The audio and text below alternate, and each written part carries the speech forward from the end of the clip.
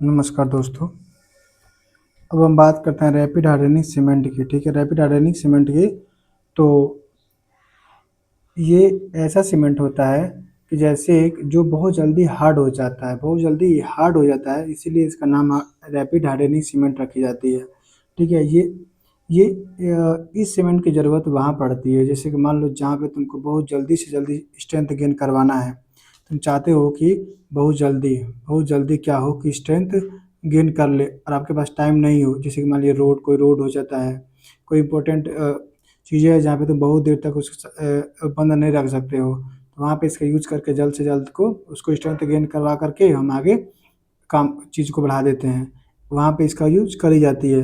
अब देख लो इसमें क्या होता है। तो इम्पोर्टेंट पॉइंट, तो आई एस कोड 8041 में इसके बारे में बताया गया है। रैपिड हार्डनिंग सीमेंट के बारे में 8041 में बताया गया है। इंपॉर्टेंट पॉइंट देखो, तो इसमें लाइम की मात्रा अधिक रखी जाती है। इसमें जो है ना, जो ओपीसी की जो जो ओपीसी में जो लाइम की मात्रा होती है, उसकी अपेक्षा थोड़ी सी इसमें क्या करी जाती है, लाइम की मात्रा अधिक अधिक कर दी जाती है, बढ़ा दी जाती है, और हाई टेम्परेचर पर पकाया जाता है। और इसमें जो इंग्रेडिएंट्स वगैरह हैं, इसको हाई टेम्परेचर पे पकाया जाता है। ठीक है, इसमें C3H की मात्रा 56% होती है। इसमें C3H की मात्रा क्या की जाती है, थोड़ी सी बढ़ा दी जाती है दोस्तों। C3H की मात्रा क्या की जाती है, थोड़ी सी बढ़ा दी जाती है, क्योंकि जो 28 दिन का जो 28 डेज का जो स्ट्रेंथ होता है, उसको देने का काम C3H का ही तो है।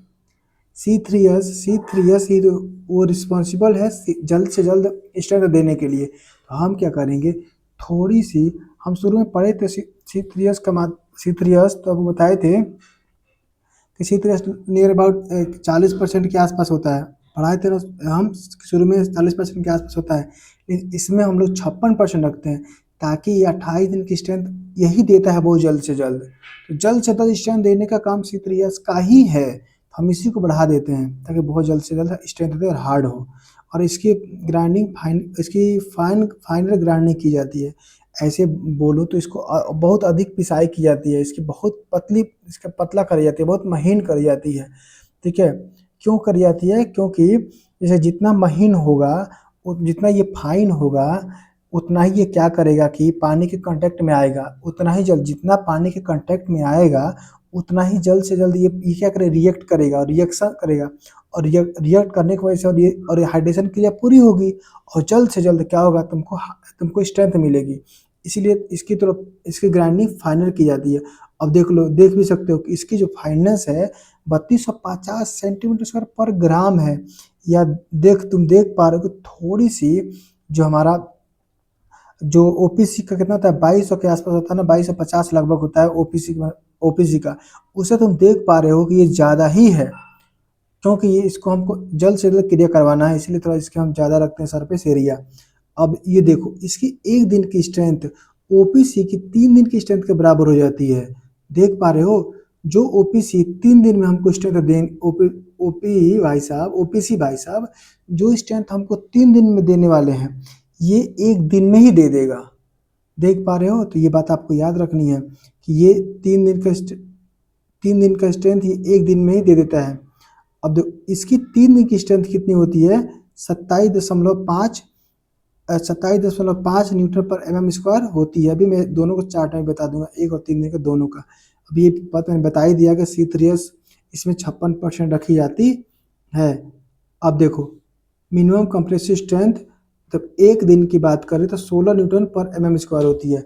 और यही यही जो हम ओपीसी की बात करते हैं, 3 दिन का होता है ओपीसी का 16 न्यूटन पर mm²। और इसका 3 दिन का कितना हो गया, 27.5 न्यूटन पर mm²। और उसका 3 दिन कितना होता है, तो उसका 3 दिन का होता है 22। ओपीसी का 3 दिन कितना होता है, 22। ओपीसी 33 का कितना होता है, 33 की मैं बात कर ले रहा हूँ, 22 होता है। ठीक है, और इसे कितना है, 27.3 न्यूटन पर mm² है। ठीक है, लेकिन एक बात देखिए, ओपीसी बराबरी कर लेता है यहाँ पे, मतलब ठीक है। ये सेटिंग टाइम में जब बात करते हैं, दोनों का सेटिंग टाइम क्या होता है कि ओपीसी के बराबर ही होती है। ठीक है, जब हम सेटिंग टाइम की बात कर लेते हैं, इन दोनों के सेटिंग टाइम, ठीक है दोस्तों, तो जब हम बात करते हैं सेटिंग टाइम का, तो यहाँ दोनों ही लोग बराबर हो जाते हैं, ओपीसी और रैपिड हार्डनिंग दोनों ही बराबर हो जाते हैं। कोई क्वेश्चन पूछ ले कि बताओ कि रैपिड हार्डनिंग सीमेंट जल्दी सेट करता है कि ओपीसी, तो आप कंफ्यूज मत होना, बोलना कि भैया दोनों ही साथ में होते हैं। भले वो पहले स्ट्रेंथ ले लेता है, लेकिन जब सेट की बात करोगे तो दोनों साथ में सेट होते हैं। ठीक है, देखो सेट होना और हार्ड होना दोनों अलग अलग बात होती है, इस बात को याद रखिएगा। सेट होना और हार्ड होना दोनों अलग अलग होती है। सेट होने की परिभाषा क्या होता है, डेफिनेशन क्या होता है कि जब वो अपनी प्लास्टिसिटी छोड़ करके, लिक्विडिटी प्लास्टिसिटी छोड़ करके थोड़ी सी हार्ड होने लगती है, ठीक है, तो उसको बोलते हैं सेटिंग टाइम। और जब वो स्ट्रेंथ गेन करने लगता है तो उसको बोलते हैं हार्डनिंग टाइम। हार्डनिंग मतलब बोलते हैं, ये शुरू में मैंने आपको बताया है, इसके पहले जो वीडियो है आप देख सकते हो, इस वीडियो में मैंने इस चीज़ को डिफिनेशन को अच्छे से समझाया हुआ है। अब इसकी हम बात करें तो ओपीसी के सापेक्ष या और सीमेंटों के सापेक्ष इसमें क्या क्या चीज़ें बढ़ती है, क्या क्या घटती है, तो हम देख पा रहे हैं कि हीट ऑफ हाइड्रेशन बढ़ेगा। अब सिंपल सी बात है, बढ़ेगा क्योंकि अगर C2S इसमें कम कर दी जा रही है। C3S जब 56% है, इसका मतलब साफ है कि C2S की मात्रा कम है, और C3S हीट ज़्यादा देता है, क्योंकि उसका इसका C3S का होता है 500 जूल पर ग्राम। कितना होता है? 500 जूल। कितना होता है? 500 जूल पर ग्राम होता है, जिसकी वजह से ये ज़्यादा हीट देगा, ज़्यादा हीट देगा। ठीक, और यही एक इसका प्रॉब्लम है, इसको यही एक प्रॉब्लम है हीट ज़्यादा देने का, कि इसका प्रयोग हम बड़े बड़े मैसिव स्ट्रक्चर जो होता है उसमें नहीं कर पाते हैं। ये बात आप याद रखना, यही एक रीजन होता है जिसको से बहुत बड़ी बड़ी, जो जैसे डैम हो गया, कोई बड़ा एबैटमेंट हो गया, बड़ा पिलर्स हो गया, जिसमें बहुत ज़्यादा मात्रा में यूज करना हो हमको, वहाँ पे इसका प्रयोग नहीं कर पाते हैं। हीट देगा और हीट की वजह से क्या क्रैक पैदा हो जाता है। अब देखो सोल्यूबल इन वाटर। अब इस सोल्यूबल इन वाटर का मामला क्या है कि इस वाटर में जल्दी घुल जाता है। जल्दी क्यों घुल जाता है? ये इसलिए घुल जाता है, मैं बता दे रहा हूँ, क्योंकि होता क्या है कि जब C3S की मात्रा बढ़ाते हो ना, तो इसके साथ में कैल्शियम हाइड्रोक्साइड की मात्रा भी बढ़ जाती है। कैल्शियम किसकी मात्रा? कैल्शियम हाइड्रोक्साइड की मात्रा बढ़ जाती है, क्योंकि कैल्शियम हाइड्रोक्साइड जब C3S क्या होता है ना, लगभग 49% देता है कैल्शियम हाइड्रोक्साइड। वहीं C2S जो होता है, C2S जो इसका छोटा वाला भाई है, C2S ये मात्र 22% ही देता है। मात्र 22% देता है कैल्शियम हाइड्रोक्साइड। और C3S जो है, C3S 49% देता है कैल्शियम हाइड्रोक्साइड, ये वाला। और ये भाई साहब एक एक अच्छी चीज़ नहीं है। ये भाई साहब क्या करते, पानी में घुल जाते हैं और घुल करके बह जाते हैं। ये बेवफा होते हैं भाई साहब, कैल्शियम हाइड्रोक्साइड बेवफा होता है, पानी में घुल करके बह जाता है, और इसी की वजह से सॉल्युबिलिटी बढ़ जाती है, और इसी की वजह से बहुत इफेक्ट देखने को मिलता है। ये से बह जाएगा तो बहुत इफेक्ट डालता है, ये चीज़ को मैं बताता हूँ, देखिए करके आपको। अब देखिए, और लीचिंग एक्शन देख रहे हो, तो कैल्शियम लीचिंग एक्शन आप पढ़े होंगे कहीं ना कहीं भी, पानी के साथ जो मिनरल्स होते हैं घुल करके बाहर निकल जाने की क्रिया को लीचिंग एक्शन बोलते हैं। आप कई जगह इस बात को पढ़े होंगे, आप इरिगेशन में भी ये वर्ड आया होगा आपको, क्या बोलते हैं, सॉइल में भी कहीं कहीं देखने को मिल जाता है। यहाँ भी मैं आपको बता दे रहा हूँ कि लीचिंग एक्शन होता क्या है कि जो वाटर है, वाटर के अंदर साथ में मिनरल्स घोल के बाहर हो जाने की क्रिया को लीचिंग एक्शन बोलते हैं। तो देखो, कैल्शियम हाइड्रोक्साइड घुल करके बाहर हो जा रहा है, तो लीचिंग एक्शन बढ़ गई ना भाई साहब। अगला क्या है? Chemical attack. अब क्या होता है कि जैसे वो भाई साहब बाहर निकल जाएंगे तो वहाँ पे जगह खाली कर देंगे ना वो, जब जगह खाली कर देंगे तो वहाँ पे केमिकल का अटैक शुरू हो जाएगा। जब जैसे ही वहाँ वर्ड्स मिलेगा, वहाँ पे खाली जगह दिखने को मिलेगी, केमिकल जो भी उसके अंदर एंट्री करेगा और अपने प्रभाव दिखाएगा निगेटिव, तो केमिकल अटैक भी बढ़ जाता है। और साथ में सल्फेट अटैक भी बढ़ जाता है। सल्फेट तो केमिकल ही तो हो गया ना भाई, तो सल्फेट अटैक भी बढ़ जाता है, क्योंकि सल्फेट रेजिस्टेंस घट जाता है। रेजिस्टेंस बोले तो घट जाता है, और अटैक बोले तो बढ़ जाता है। सल्फेट अटैक बढ़ जाता है और फ्रॉस्ट रेजिस्टेंस बढ़ जाता है। अब लेकिन ये बात देखो, फ्रॉस्ट रेजिस्टेंस बढ़ जाता है मतलब कि जैसे कि जो फ्रीज होना और फ्रीजिंग और थ्रोइंग जो एक्शन होता है, उसी को हम लोग फ्रॉस्ट एक्शन बोलते हैं। क्या होता है मैं समझाता हूँ। फ्रॉस्ट एक्शन क्या होता है कि जैसे कि मान लो कोई दरार हो गया, कोई जगह हो गया, उसमें पानी की मतलब वाटर एंट्री करता है, और फिर वो ठंडा होकर क्या करता है कि वॉल्यूम बढ़ाता है, क्योंकि आप जानते हो कि पानी से ज़्यादा बर्फ़ का वॉल्यूम होता है। जैसे कि आइस यानी बर्फ़ जितना ही ठंडा होता है उसका वॉल्यूम बढ़ता जाता है। जैसे इसके अंदर पानी एंट्री कर करके और वो अपने आप को फैलाएगा, तो क्या होगा, ये इस पे स्ट्रेस पड़ेगा, इस पे क्या होगा, स्ट्रेस पड़ेगा और यहाँ पे क्रैक डेवलप होगा, इसी को बोलते हैं फ्रॉस्ट एक्शन। लेकिन जैसे ही तुम यूज क्या करो, C3S, क्या यूज करो, C3S। और C3S करता क्या, बहुत जल्दी इसको मजबूत बना देता है। तो बहुत जल्दी मजबूत बना देता है, तो ये पानी यहाँ एंट्री करके भी अपना फैलाते भी हैं अपना, अगर ये थोड़ा बहुत आयतन, तो ये दीवार ऑटोमेटिक मजबूत हो चुका है ना C3S की वजह से।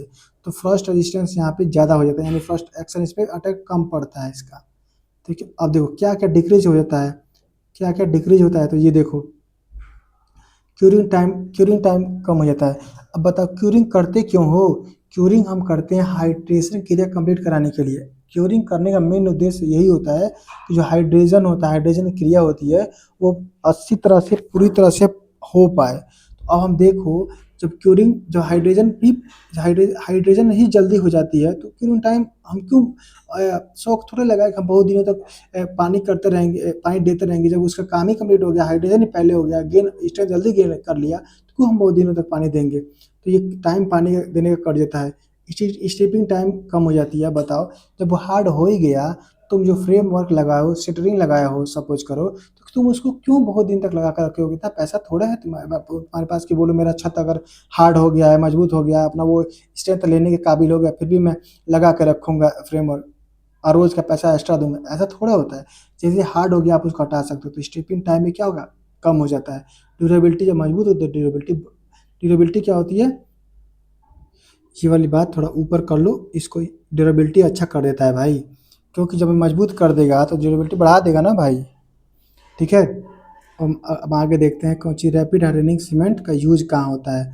तो देखो, इसका उपयोग हाइड्रोलिक स्ट्रक्चर तथा मैराइन स्ट्रक्चर बनाने में नहीं करते हैं, क्योंकि मैंने अभी आपको बताया था कि इसमें केमिकल अटैक और सल्फेट अटैक होते हैं। और वाटर में जो वाटर बह करके जगह जगह दूर दूर से बह करके आ रहा है, पता नहीं किस किस इलाके से बह करके आ रहा है, तो उसमें सल्फेट केमिकल्स ये सब उसमें मौजूद होते हैं। इसके वजह से क्या होगा कि ये पानी इसको इसको इफेक्ट डालेगा, और इसी की वजह से हम क्या करते हैं कि हाइड्रोलिक स्ट्रक्चर या मैराइन स्ट्रक्चर में इसका प्रयोग नहीं करी जाती है। देखो, इसका उपयोग रोड, डैम आदि की रिपेयरिंग वर्क में करते हैं। इस बात को देखो, रिपेयरिंग वर्क की बात कर रहा हूँ, बनाने की नहीं। डैम की रिपेयरिंग बात की, डैम सुन के ही मत सोचना डैम में यूज क्यों करते हैं, जब बताओ कि नहीं करते हैं। डैम बनाने में नहीं करते हैं, रिपेयरिंग में करते हैं। मान लो कि कोई यहाँ पे क्रैक आ गया, तो तुम चाहोगे कि बहुत जल्दी जल्दी क्रैक भर जाए ना, ताकि ये पानी बहे नहीं या टूट और भी नुकसान ना हो। तो तुम आप तुरंत रैपिड हार्डनिंग सीमेंट का यूज कर करके उस क्रैक को बंद करोगे। तो रिपेयरिंग में, रोड और डैम की रिपेयरिंग में हम रैपिड हार्डनिंग सीमेंट का प्रयोग करते हैं।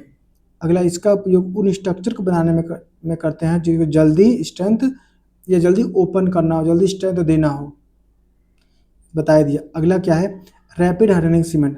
अब क्या है कि उससे भी जल्द अगर तुम चाहते हो कि तुमको स्ट्रेंथ मिल जाए, तुम चाहते हो कि और भी तेज हमको चाहिए, थोड़ा उसके अपेक्षा और भी ज़्यादा हमको स्ट्रेंथ, जल्दी से जल्दी स्ट्रेंथ चाहिए, तो उसके लिए एक और सीमेंट आता है, थोड़ा उसी को मॉडिफाई कर दिया गया है, और एक्स्ट्रा रैपिड हार्डनिंग सीमेंट का निर्माण कर दी जाती है। अब होता क्या है कि जो रैपिड हार्डनिंग सीमेंट हमारे पास था ना, उसमें तुम 2% क्या करो, कैल्शियम क्लोराइड ऐड कर दो, CaCl2 मिला दो। अब ये CaCl2 जानते हो क्या है, ये जिप्सम का दुश्मन है। सीमेंट में बात करें तो ये जिप्सम का क्या क्या होता है, दुश्मन होता है। जिस तरीके से जिप्सम भाई साहब क्या करते हैं, सेटिंग टाइम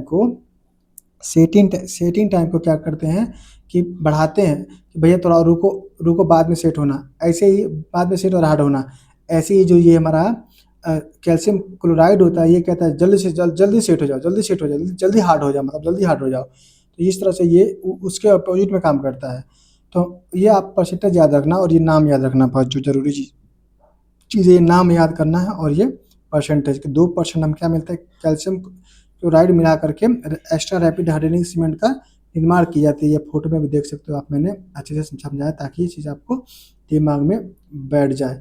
इसकी हार्डनिंग की क्रिया बहुत ही फास्ट होती है, पहले नाम में ही फास्ट लिखा हुआ है, रैपिड लिखा हुआ है। इसका उपयोग कोल्ड वाटर में करते हैं, कोल्ड वेदर में करते हैं। कोल्ड वेदर में इसलिए करते हैं क्योंकि कोल्ड वेदर में क्या करता है ना, कि जो हाइड्रेशन की क्रिया होती है वो धीमी पड़ जाती है, धीमी पड़ जाती है। ये बताओ, क्या तुम चाहते हो क्या कोई कोई घर बनाते रहो 2-4 दिन तक, या फिर बना करके वेट करो ताकि धीरे-धीरे वो सेट होगा, धीरे-धीरे हार्ड होगा, फिर तुम अगला अगला अगला बनाओ, फिर धीरे-धीरे सेट होगा, फिर धीरे-धीरे हार्ड होगा, ऐसा थोड़ा चाहोगे क्योंकि वे ठंडी में रिएक्शन कम हो धीरे हो जाती है, तो धीमा हो जाती है। तुम क्या करोगे कि अब ये डाल दोगे तो ये क्या थोड़ा थोड़ा हाइड्रेशन बढ़ा देता है, जल्दी-जल्दी हार्ड करवाता है। जब जल्दी हार्ड होगा, जल्दी-जल्दी जब हार्ड होता है तो तुम्हारा काम जल्द से जल्द होने लगता है। इसे कैल्शियम क्लोराइड सीमेंट भी कहते हैं। इसे कैल्शियम मिला रहे हो, कैल्शियम क्लोराइड, इसीलिए इसे कैल्शियम क्लोराइड सीमेंट भी कहा जाता है। अब हम देखते हैं हाई एल्यूमिना सीमेंट HAC, जिसका IS कोड 6452 होता है। जिसका IS कोड कितना होता है? 6452। अब तक हम जो देख पा रहे थे, जितने भी सीमेंट हम यूज कर रहे थे या बना रहे थे, उसमें वो जो OPC था ना, वो रहता था। उसमें हम लोग कुछ मॉडिफाई कर दे रहे थे, कुछ जिसकी PPC बना रहे थे तो 70% के आसपास तक OPC रख रहे थे। 15 से 35% के आसपास हम जो स्लैग हो गया, राइस हस्क हो गया, या और भी सुर्खी हो गया, ये सब चीज़ें मिला दे रहे थे। तो बेस तो हमारा OPC ही होता था, लेकिन थोड़ा-सा मॉडिफाई कर के हम दूसरा सीमेंट बना दे रहे थे। लेकिन जो हाई एल्यूमिना सीमेंट होता है ना, इसमें ये OPC बेस्ट नहीं है, मतलब इसमें OPC होता ही नहीं है। तो होता क्या है भाई साहब, इसमें देखो, इसमें इसमें 40% लाइम होता है, 40% लाइम होता है, और 40% ही बॉक्साइट होता है, और फिर 15% आयरन ऑक्साइड होता है। ये आप बातें याद रखना, 40% लाइम, 40% बॉक्साइट और 40% 15% आयरन ऑक्साइड होता है। ठीक है। अब इसके आगे बात करें तो अब तो थोड़ा बहुत जो बचा है, साथ ही सिलिका और मैग्नीशिया भी उपस्थित होते हैं। तो lime, bauxite, iron oxide, silica और मैग्नीशिया, ये सब चीज़ें इसमें उपस्थित होते हैं। कंपोजिशन मैंने अभी बताया, एक लाइम 40%, बॉक्साइट 40%, आयरन ऑक्साइड 15% होता है। ठीक है। रॉ मटेरियल एक बार फिर वही चीज़ है, देख लेना आप, एक बार चीज़ वही लिख दिया हूँ। लाइम, बॉक्साइट, आयरन ऑक्साइड कई बार हो गया। मैन्युफैक्चरिंग प्रोसेस में एक बात याद रख लो कि ये हाई टेम्परेचर पर फ्यूजन कराया जाता है, बहुत हाई टेम्परेचर पर फ्यूजन कराया जाता है, और एक क्लिंकर बनता है, उसे पीस करके इस चीज़ को बनाया जाता है। इन सब चीज़ को मिला करके और हाई टेम्परेचर पे बनाते हो। जब से सब सब चीज़ें क्या करो, मिला दो और हाई टेम्परेचर पे पकाओ। हाई टेम्परेचर पकाओगे तो फ्यूजन होगा, और फिर बनेगा तुम क्लिंकर, फिर उस क्लिंकर को तुम पीस करके ये हाई एल्यूमिना सीमेंट बनाते हैं। ठीक है। अब इम्पोर्टेंट पॉइंट देखो इसके संबंधित क्या होता है कि इसमें एल्यूमिना का परसेंटेज लगभग 32% कम नहीं होना चाहिए। अभी मैं 40 बताया हूँ, लेकिन फिर 32 से कम नहीं होना चाहिए किसी भी कीमत पे। सपोज करो तुम्हारे पास 40% तुम नहीं दे पा रहे हो तो ठीक है, लेकिन 32 से फिर कम नहीं होना चाहिए। मिनिमम 32% से कम, 32% रख सकते, उससे कम नहीं होना चाहिए। अगला, इसका main compound mono calcium aluminate होता है। इसका main compound mono calcium aluminate CA होता है। इसमें C3A नगण्य नेग्लिजिबल होता है। इसमें C3S कितना होता है, नगण्य रखी जाती है। ठीक है। इसके रेट ऑफ हाइड्रेशन की क्रिया अधिक होती है। इसके रेट ऑफ हाइड्रेशन की क्रिया क्या होती है, अधिक होती है, बात आप याद रखना। फिर और अब हीट ऑफ हाइड्रेशन भी साथ में अधिक होगी। जब जब हीट ऑफ हाइड्रेशन की क्रिया अधिक है तो हीट ऑफ हाइड्रेशन भी अधिक होती है, और साथ में स्ट्रेंथ गेन करने की क्षमता भी अधिक होती है। मतलब तीनों चीज़ अधिक ही है, तो ये कंफ्यूज होने में भी दिक्कत नहीं है, कंफ्यूज नहीं होंगे आप, क्योंकि तीनों ही अधिक अधिक ही है। आप देखते हैं कि हाई एल्यूमिना सीमेंट जो होता है, तो ये किस चीज़ कैसे प्रभावित करता है, क्या चीज़ें इफेक्ट डालता है ये। तो आप देखो कि क्या क्या बढ़ जाती है इसके वजह से। तो केमिकल रेजिस्टेंस बढ़ा देता है, ये केमिकल रेजिस्टेंस बढ़ा दिया, देख रहे हो कितना मस्त चीज़ है कि अब केमिकल अटैक नहीं हो पाएगा इस पर। केमिकल भाई साहब लोग इस पर अटैक नहीं कर पाओगे, आप पाएंगे। और ये अच्छा केमिकल, ये क्या करता है कि अच्छा सल्फेट रेजिस्टेंस देता है। भाई केमिकली तो है सल्फेट, तो अच्छा सल्फेट रेजिस्टेंस भी देता है, और फायर रेजिस्टेंस भी बढ़ा देता है। देख रहे हो ये तीनों चीज़, ये क्या करता है, अच्छे से केमिकल रेजिस्टेंस बढ़ा देता है, और सल्फेट रेजिस्टेंस भी बढ़ा देता है, और फायर रेजिस्टेंस भी बढ़ा देता है, और साथ में हीट ऑफ हाइड्रेशन इसमें ज़्यादा निकलती है। ये बात आप याद रखना, हीट ऑफ हाइड्रेशन ज़्यादा निकलती है। अभी मैंने ऊपर भी बताया कि हीट ऑफ हाइड्रेशन ज़्यादा निकलती है, और हाइड्रोजन क्रिया भी ज़्यादा होती है, और स्ट्रेंथ भी इसका ज़्यादा ही देता है। अब देखो इसकी सेटिंग टाइम जो है, इसकी सेटिंग टाइम भी OPC के जैसे ही है। अब हम बात करें अगर सेटिंग टाइम की, इसकी इनिशियल सेटिंग टाइम 30 मिनट से लेकर के 2 घंटा तक होती है। जैसे मिनिमम अगर तुम बात करो तो इनिशियल सेटिंग टाइम आधा घंटा होती है, और कभी कभी परंतु ये 2 घंटा भी हो सकता है। ठीक है, तो ये बात रखना मिनिमम 30 मिनट होता है, लेकिन ये 2 घंटा तक भी हो सकता है। अब इसके बाद हम बात करें, अब हम बात करते हैं फाइनल सेटिंग टाइम की। इसके फाइनल सेटिंग टाइम 5 घंटा होती है। इसके फाइनल सेटिंग टाइम कितना होता है? 5 घंटा होता है। मैं देखो बड़ा सा लिखा हूँ, यहाँ पे गलत लिख गया था, तो मैं कितना बड़ा लिखा हूँ ताकि आपको याद रहेगा। इसकी फाइनल सेटिंग टाइम कितनी होती है? 5 घंटा होती है। अब ये देखिए कि यूज, तो इसका यूज कहाँ करते हैं? प्री कास्ट स्ट्रक्चर, जो पहले से ही बना हुआ स्ट्रक्चर होता है, जैसे कि देख रहे हो बिल्डिंग ढाकर के ले कहीं ऐसे रख दो, तो ये क्या होता है? प्री प्री प्री क्या होता है कि प्री कास्ट स्ट्रक्चर होता है, इसमें इसका यूज करते हैं।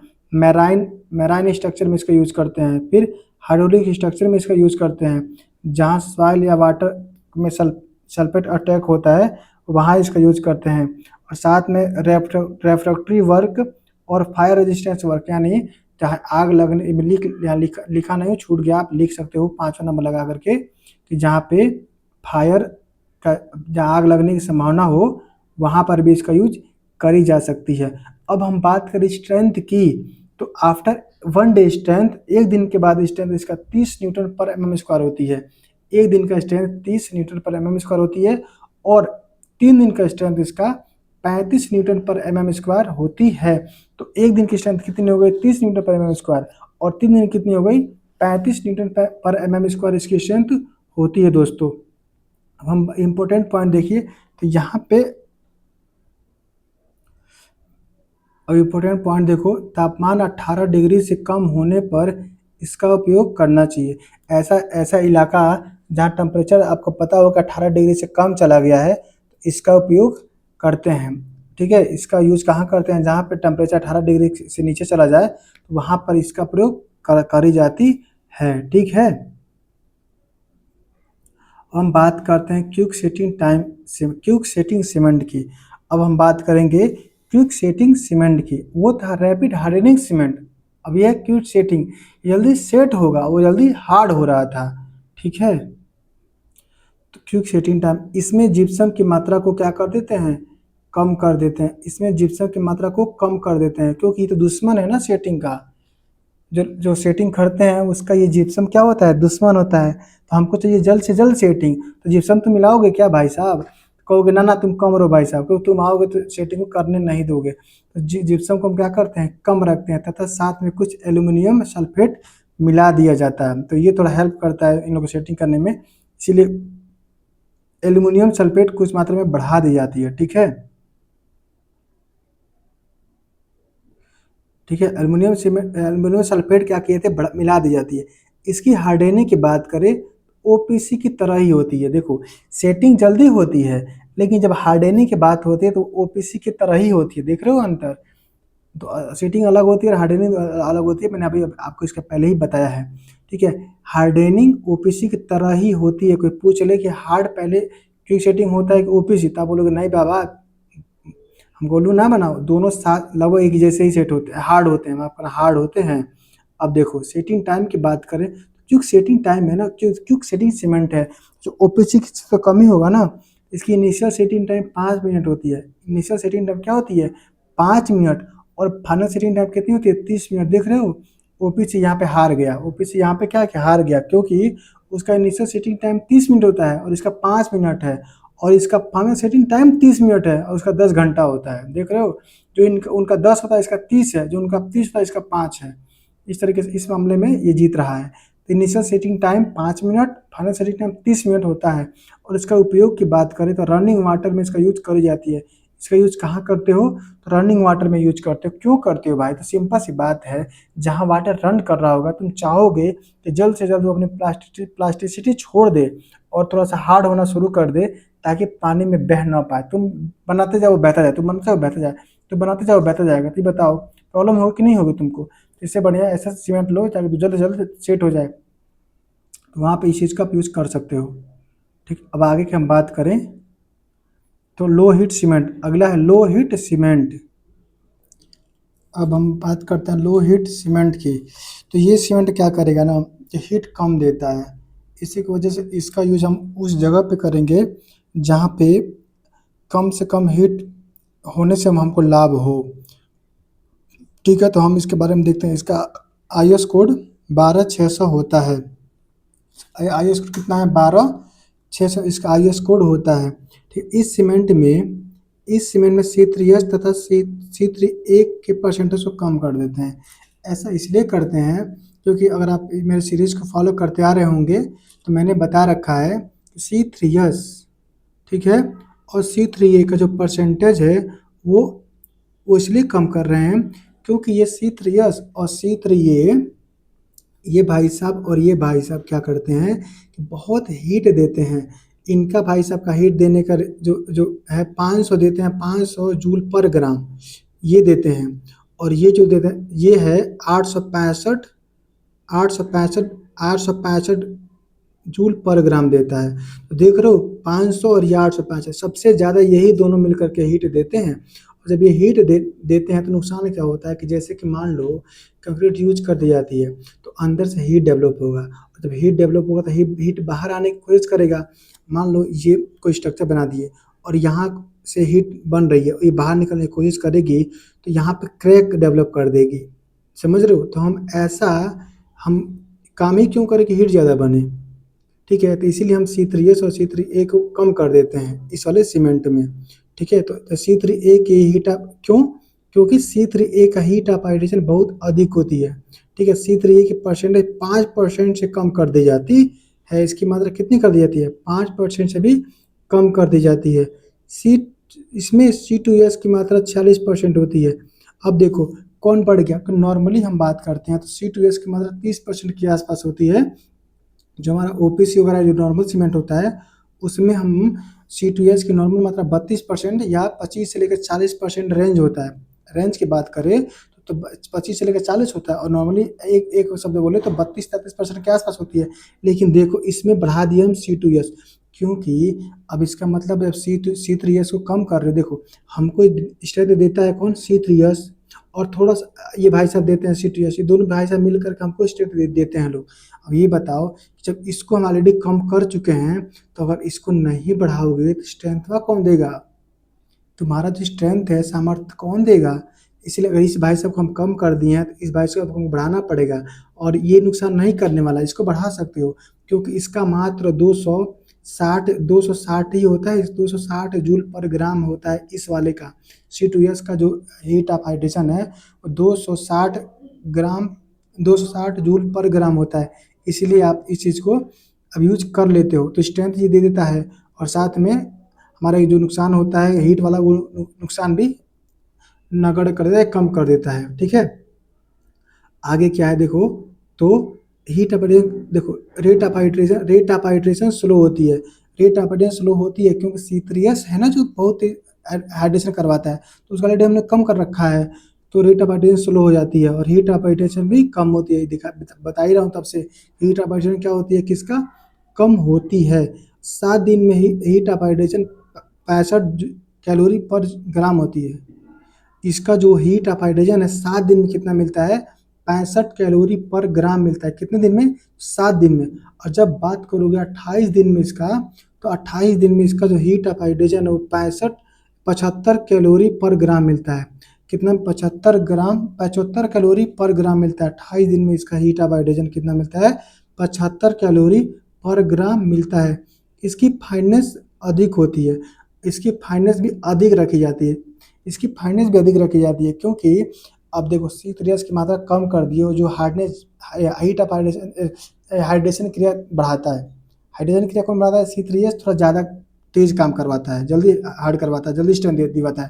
अब उसको कम कर रखे हो तो C2H को थोड़ा और बढ़ा के पीस दो ना भाई, ताकि जो क्रिया जो C3H की वजह से हमको नुकसान हुआ है क्रिया दर में, वो थोड़ी सी हमको C2H की वजह से मिल जाए। इसीलिए क्या करते हैं इसकी हम फाइननेस थोड़ी सी बढ़ा देते हैं, ताकि जो सामर्थ्य गेन करने की क्षमता जो C3H में होती है वो हमने खो दिया है उसको कम करके। तो हम थोड़ा सा फाइननेस बढ़ा देंगे ताकि स्ट्रेंथ थोड़ा हाइड्रेशन क्रिया बढ़ सके।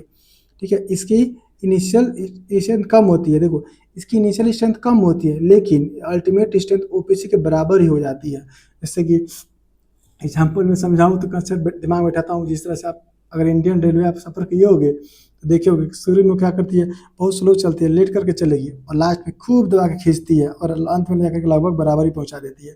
उसी तरह से ये भी क्या करता है, शुरू में इसका स्ट्रेंथ बहुत कम होता है, ठीक है, लेकिन फिर अल्टीमेट स्ट्रेंथ ओपीसी के बराबर ही हो जाता है।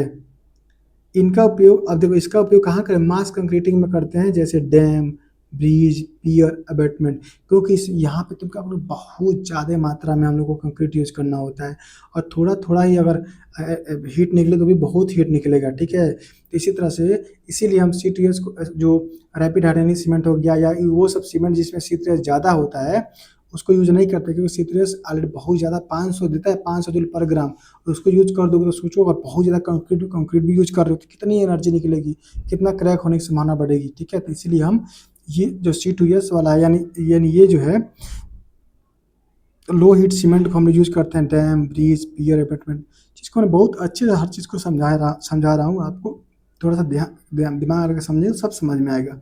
इनिशियल सेटिंग टाइम इसकी 60 मिनट इसकी भी होती है और फाइनल सेटिंग टाइम 10 घंटा इसकी होती है, ठीक है। अब हम बात करते हैं सुपर सल्फेट सीमेंट की। तो सुपर सल्फेट सीमेंट क्या है, सुपर सल्फेट सीमेंट, इसमें मिनिमम परसेंटेज ऑफ स्लैग, जो स्लैग होता है वो हम 70% रखते हैं इसमें। देखो इसमें जो स्लैग की मात्रा होती है वो 70%, स्लैग क्या होता है भी बता रहा हूँ मैं, जो स्लैग होता है वो 70% रखी जाती है और बर्न्ड जिप्सम जो है वो 15% रखी जाती है और ओपीसी क्लिंकर मात्र 5% ही रखी जाती है और इन सबको क्या करो तो मिक्स करके सीमेंट बनाया जाता है। तो जो स्लैग की मात्रा 70%, बर्न्ड जिप्सम की मात्रा 15% और ओपीसी क्लिंकर की मात्रा 5% रखी जाती है, ठीक है। अब स्लैग क्या होता है, तो स्लैग के बारे में कुछ जान लीजिए, ठीक है। तो आयरन ओर है, जो आयरन का अयस्क होता है, आयरन ओर को ब्लास्ट फर्नेस, मैंने फिगर दिखा दिया ताकि दिमाग में बैठ जाएगा, ब्लास्ट फर्नेस में पिघलाने के बाद प्राप्त अशुद्धियों को रैपिड कूलिंग करके ग्रेनुलेटेड ब्लास्ट फर्नेस स्लैग प्राप्त किया जाता है। तो क्या करें, आयरन कोर जो होता है ना उसमें से जो आयरन कोर का जब तुम दो ये ब्लास्ट फर्नेस में जलाते हो तो अशुद्धियाँ मिलती है, जो अशुद्धि मिलती है ना उसी को हम लोग स्लैग बोलते हैं, ठीक है। ये बात आप याद रखिए, बस नॉर्मल सी बात है। अब इस सीमेंट की प्रॉपर्टीज क्या होती है, तो इस सीमेंट में C3A की मात्रा 3 से 5% तक रखी जाती है, कितना, 3 से 5% तक रखी जाती है और इसका रेट ऑफ हाइड्रेशन भी स्लो होता है, इसका रेट ऑफ हाइड्रेशन भी स्लो होता है, ठीक, और हीट ऑफ हाइड्रेशन भी स्लो होता है और हीट ऑफ हाइड्रेशन भी इसका स्लो होता है। इसमें वाटर रिटेनिंग कैपेसिटी ज़्यादा होती है, इसमें वाटर रिटेनिंग कैपेसिटी अधिक होती है, वाटर को अधिक रिटेन कर देता है ये, ठीक है, वाटर रिटेनिंग कैपेसिटी इसकी अधिक होती है। सल्फेट रेजिस्टेंस अधिक होता है, ठीक है। इस इनिशियल सेटिंग टाइम और फाइनल सेटिंग टाइम ओपीसी के बराबर होती है, ये भाई साहब भी ओपीसी के बराबर ही कर लेते हैं इनिशियल सेटिंग टाइम और फाइनल सेटिंग टाइम के मामले में, और 28 दिन की स्ट्रेंथ भी ये ओपीसी के लगभग बराबर हो जाती है। इसका और स्ट्रेंथ की भी बात करें तो ये ओपीसी की, देखो इनिशियल सेटिंग टाइम और स्ट्रेंथ दोनों ओपीसी के बराबर हो जाती है। इसका यूज़ की हम बात करें, इसकी use marine structure SC structure में इसका प्रयोग करते हैं, किसमें, मैराइन स्ट्रक्चर और सी स्ट्रक्चर में इसका यूज करते हैं। ड्रेनेज पाइप और या सीवेज पाइप में इसका यूज करते हैं, क्योंकि सल्फेट बताऊँ कि सल्फेट अटैक ये नहीं होने देता, यानी सल्फेट रेजिस्टेंस का काम करता है ये। तो जहाँ मैराइन स्ट्रक्चर हो गया, सी स्ट्रक्चर्स हो गए, ड्रेनेज पाइप हो गया, सीवेज पाइप हो गया, इन जगहों पे हम क्या करते हैं, इस सीमेंट का प्रयोग करते हैं, सुपर सल्फेट सीमेंट का प्रयोग करते हैं। ऐसी सॉइल या स्ट्रक्चर जहाँ सल्फेट अटैक आने की संभावना ज़्यादा हो वहाँ पर भी इसका यूज करते हैं। तो GBFS का फुल फॉर्म क्या होता है, granular blast flux furnace slag, और इसी से हम इसके बाद क्या करते हैं, इससे ground granulated blast furnace slag का निर्माण करते हैं। अभी फिगर में भी मैं दिखा रखा है कि इसका यूज कहाँ करते हैं, मैराइन स्ट्रक्चर वगैरह में, ड्रेनेज पाइप या सीवेज में, सी स्ट्रक्चर्स में इसका प्रयोग करी जाती है। अब आगे हम देखें तो अगला आता है सल्फेट रजिस्टिंग सीमेंट। अब हम बात करते हैं सुपर रजिस्टिंग सीमेंट की, जिसका IS कोड 12303 होता है, कितना IS कोड 12303 हो। और बात करें सुपर रजिस्टिंग सीमेंट का, तो इसमें कैलकेरियस रॉक तथा अर्जिलिशियस रॉक को हाई टेम्परेचर पर पकाया जाता है। इसमें कैलकेरियस रॉक और अर्जिलिशियस रॉक को हाई टेम्परेचर पर पकाया जाता है। ये रहा आपका हाई टेम्परेचर, देख लीजिए, मैंने बताया कि आपके दिमाग में सेट हो जाए। इसमें क्लिंकर के साथ जिप्सम के अलावा कोई अन्य एडमिक्सचर नहीं मिलाते हैं, मतलब ओनली वन जिप्सम का यूज़ करते हैं, उसके अलावा इसमें कोई भी एक्स्ट्रा चीज़ें हम मिक्स नहीं करते हैं। इसमें आयरन ऑक्साइड की मात्रा बढ़ा देते हैं, जिससे से C3A की मात्रा की कम बनता है और C4AF अधिक बनने लगता है। क्योंकि देखो यहाँ इसमें F है, और जब ये बढ़ा रहे हो तो ये हेल्प किसका करेगा, जिसमें होगा उसी का हेल्प करेगा ना। C4AF अधिक बनने लगता है आयरन ऑक्साइड मिलाने की वजह से। इसमें C3A की मात्रा 5% तक रखी जाती है। इसमें C3A की मात्रा कितने रखी जाती है, मात्र 5% रखी जाती है। और इसमें C3A तथा C4AF की मात्रा निम्नलिखित संबंध, जैसे C3A और C4AF का संबंध बना करके हम देखेंगे कि हम C3A का दोगुना कर दें और साथ में C4AF के साथ जोड़ दें, तो पूरा 25% से ज़्यादा नहीं होना चाहिए। कितना, 25% से ज़्यादा ये नहीं होना चाहिए, ठीक है। हम C3A का दोगुना कर दो और C4AF के साथ जोड़ दो, तो फिर वो 25% से कुल मिलाकर के ज़्यादा नहीं होना चाहिए, ठीक है। अगला है इसकी फाइनेंस अधिक होती है। इसकी भी फाइनेंस क्या कर अधिक रखी जाती है। रेट ऑफ हाइड्रोजन इसकी स्लो होती है और हीट ऑफ हाइड्रोजन भी इसकी स्लो होती है। तो ये दोनों, रेट ऑफ हाइड्रोजन और हीट ऑफ हाइड्रोजन दोनों इसकी स्लो होती है। 28 दिन की कंप्रेसिव स्ट्रेंथ OPC के लगभग बराबर होती है। तो लेकिन स्ट्रेंथ है जो, वो OPC जो स्ट्रेंथ होता है, हमारा OPC का स्ट्रेंथ होता है, उसके बराबर इसका स्ट्रेंथ होता है, ठीक है। और इनिशियल सेटिंग टाइम और फाइनल सेटिंग टाइम ये भी OPC के बराबर होता है। इनिशियल सेटिंग टाइम और फाइनल सेटिंग टाइम ये भी दोनों OPC के बराबर होता है, ठीक है। अब इसका यूज कहाँ करते हो, तो देखो, lining of canal, lining of sewer, marine structure, ऐसी सॉइल जहाँ सल्फेट का प्रभाव अधिक हो वहाँ पर इसका प्रयोग कर सकते हैं, ठीक है। जहाँ पे सल्फेट का प्रयोग अधिक हो वहाँ पे इसका प्रयोग करी जाती है, लाइनिंग ऑफ कैनाल में, लाइनिंग ऑफ सीवर में, मैराइन स्ट्रक्चर में, ठीक है। अगला क्या है हमारा, पोर्टलैंड स्लैग सीमेंट। क्या है, पोर्टलैंड स्लैग सीमेंट है। अब अगला है पोर्टलैंड स्लैग सीमेंट। इसका IS कोड 455 होता है। इसका IS कोड कितना होता है, 455 होता है। जब ये कंपोजिशन बस याद रखिएगा, ये जरूरी है, और इसका यूज, तो इसमें स्लैग 25 पर, कम से कम स्लैग कितना रखी जाती है, 25%। स्लैग क्या होता है, इसके ऊपर वाली वीडियो में सीमेंट में मैंने बताया है कि स्लैग क्या होता है। इसका 25% तक मिनिमम रखी जाती है, और उसके और मैक्सिमम 65% तक रखी जाती है। मिनिमम 25%, मैक्सिमम 65% रखी जाती है। रिमेनिंग OPC क्लिंकर, और जो बच गया जितना परसेंट, उसको OPC क्लिंकर बना करके और उपयुक्त दोनों को मिक्स करके सीमेंट बनाया जाता है। और दोनों को मिक्स कर दो और सीमेंट बना दो, जैसे स्लैग हो गया। स्लैग 25 से 65% और OPC क्लिंकर और रिमेनिंग OPC क्लिंकर मिला देते हैं। इसको, ये स्लैग हो गया, 25 से 65% जो बच गया वो OPC क्लिंकर हो गया। दोनों को मिलाकर पीस करके बना देते हैं पोर्टलैंड स्लैग सीमेंट, ठीक है। प्रॉपर्टी की हम बात करें, प्रॉपर्टीज, इसकी रेट ऑफ हाइड्रोजन स्लो होती है, ठीक, और हीट ऑफ हाइड्रोजन भी स्लो होती है, क्योंकि तुम मिला रहे हो स्लैग। अब बताओ, स्लैग ऑलरेडी तब करके जल करके आ रहा है, वो क्या हीट देगा, वो क्या जलेगा। स्लैग ऑलरेडी फर्नेस से आता है जल के पूरी तरह से, तो वो खुद ही ज़्यादा मात्रा में वही है, और वो जल के ही आ रहा है, तो क्या क्या क्या क्या वो हीट देगा। तो रेट ऑफ हाइड्रोजन भी स्लो हो जाती है और हीट ऑफ हाइड्रोजन भी कम हो जाती है, ठीक है। और यूज की बात करें हम, और हम यूज की बात करें, तो इसका यूज मैराइन स्ट्रक्चर, सी स्ट्रक्चर, OPC के स्थान पर भी इसका प्रयोग किया जा सकता है। लो हीट सीमेंट के कारण इसका उपयोग मास कंक्रीटिंग जैसे डैम बनाने में की जाती है। अभी ऊपर बताया कि इसका हीट ऑफ हाइड्रोजन कम होता है। अभी बताया हो ना ऊपर कि हीट ऑफ हाइड्रोजन, ये देखिए, ये दिखा, हीट ऑफ हाइड्रोजन क्या होता है, कम होता है। और जहाँ हीट ऑफ हाइड्रोजन कम होता है वो बड़े बड़े जगहों पे, बड़े बड़े मैसिव स्ट्रक्चर्स में यूज हो जाते हैं। ये भी लो हीट ऑफ हाइड्रोजन के कारण इसका उपयोग मास कंक्रीटिंग जैसे डैम इत्यादि में करी जा सकती है। ये रहा आपका फिगर, ठीक है। ये चीज़ें आपको अभी बताया हुआ चीज़ें, ठीक है। अगला देखिए, एयर इंटरनिंग सीमेंट। अब देखो, एयर इंटरनिंग एजेंट, IS कोड इसका कितना है। IS कोड पे थोड़ा रुको, डाउट है, मैं क्लियर करता हूँ। अब हम बात करते हैं एयर इंटरनिंग एजेंट, आइए इसको छोड़ देते हैं, ठीक है। इसमें ओपीसी क्लिंकर के साथ 0.1% एयर इंटरनिंग एजेंट मिला देते हैं, ठीक है। कितना मिलाते हैं हम एयर इंटरनिंग एजेंट?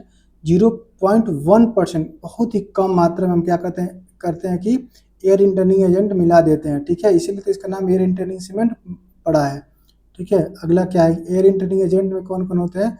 जैसे कि क्या है कि बिंसोल रेजिन, क्या है Vinsol resin, oil, fat, acid, sulphates, ये सब सारे के सारे क्या होती हैं, एक तरह के एयर इंटरनिंग एजेंट के तौर पे काम करते हैं। Vinsol resin, oil, fat, acid, sulphate इत्यादि, ठीक है।